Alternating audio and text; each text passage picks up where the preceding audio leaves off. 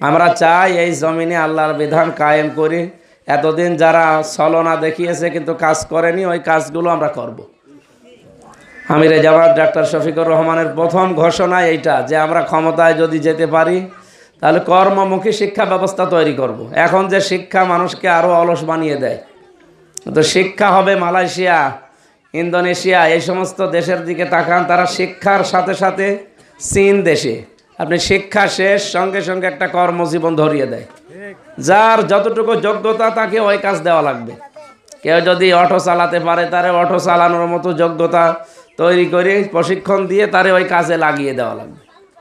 সুতরাং আমরা চাচ্ছি ইসলামের মাধ্যমে এই কাজগুলো সামনে করতে। এখানে শুধু পুরুষের দ্বারা হবে না, মেয়েদেরকেও লাগবে। আপনারা বললেন না আমরা মুমিন, ইকাতিলুনা ফি সাবিলিল্লাহ ফায়াকতুলুনা ওয়া ইকতালুন, তোমরা আল্লাহর রাস্তায় সংগ্রাম করবা। জানমাল যেহেতু বিক্রি করে দিয়েছো, সেহেতু তোমাদের জানমালের মালিক আমি, তোমাদের বানানো বা জান্নাত আমি দান করব।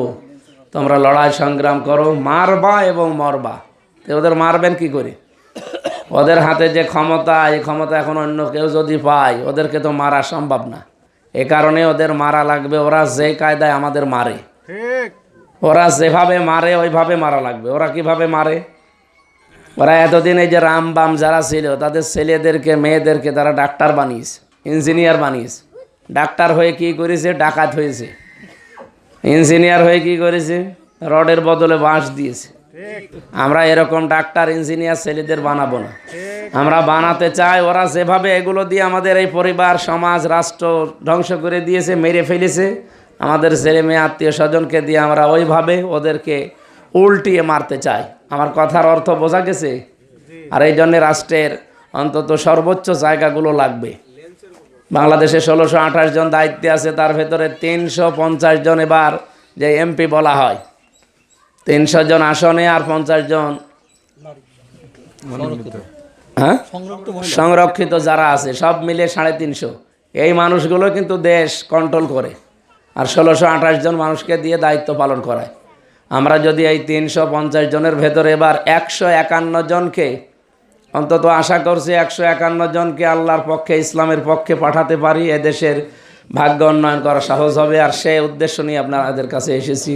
বাধা আসবে, সময় আর বাধা আসে নাই। তার লজ্জা স্থানে পর্যন্ত বর্ষা মেরে শেষ করে দিয়েছে। আপনি তার মতো হতে পারবেন? সুতরাং ইসলামের দিকে আসতে হলে আপনাকে একটা কিছু না কিছু ছাড়া লাগবে।